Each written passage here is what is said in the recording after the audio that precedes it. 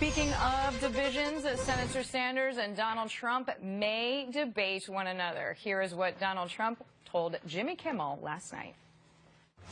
Here's the question from Bernie. He asked, Hillary Clinton backed out of an agreement to debate me in California before the June 7th primary. Right. Are you prepared to debate the major issues facing our largest state and the country before the California primary? Yes, I am. How much is he going to pay me? When we did the Republican debates, the Fox had 24 million people, the largest in the history of cable television. We would have such high ratings, and I think I should take that money and give it to some worthy charity, okay? So if it was done for charity, you would agree to do that?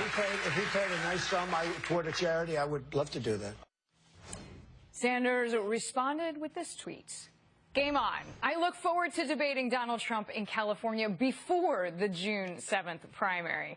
Former senior advisor to President Reagan, pro-Trump super PAC member Ed Rollins is with me now. Also a superstar. We just have to put that under your name, Ed. How are you doing? So what do you make of the fact that Hillary Clinton refused a debate one-on-one with Senator Sanders, both in the same party, which is a usual event, before the California primary, but Senator Sanders is saying about Trump, yeah, sure, let's do it. Just goes, Sanders is not afraid of anything. Sanders obviously is the most popular Democrat in the country today, runs very well against any of our cast of characters.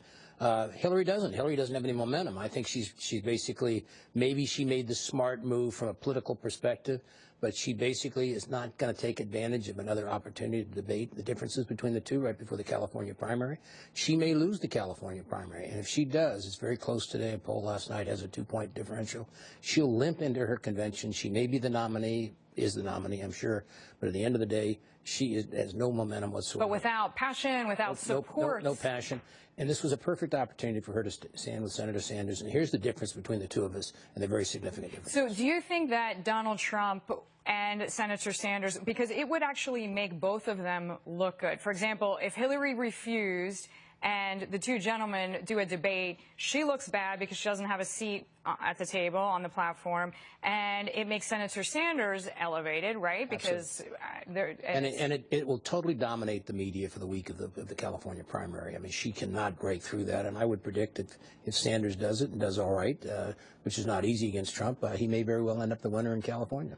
All right, you mentioned that tight poll. We want to show our viewers the statistics just so they can follow along as far as Clinton and Sanders go. I mean, California does have progressive pockets. He could do it. It's unlikely, it seems, but he could do it. I would, being perfectly honest, I was running his campaign, and I'm originally a Californian. I would rather have him in his position today than her. She is now kind of the establishment candidate, not doing very well. She doesn't have a very passionate following. He has a very passionate following, and obviously California is a very unique, very liberal state, and I think he can do very well. I think those are good numbers for him, and I think he can win this thing. What if, and this is really X factor oddball, it became Senator Sanders versus Donald Trump in November? Maybe something happens with the FBI investigation, with Hillary's emails. Just factor in an X factor here. Sanders, who would win? Sanders the polls today indicate that Sanders would, but I don't believe that at all. Because first of all, when you get Sanders out and you really look at the things that he's for, I mean, a very advanced tax system, a lot of very socialistic views that are kind of, I mean, he's an opposition candidate at this point in time. But when you look at him as a serious candidate, put the spotlight on him, I think Trump will crush him.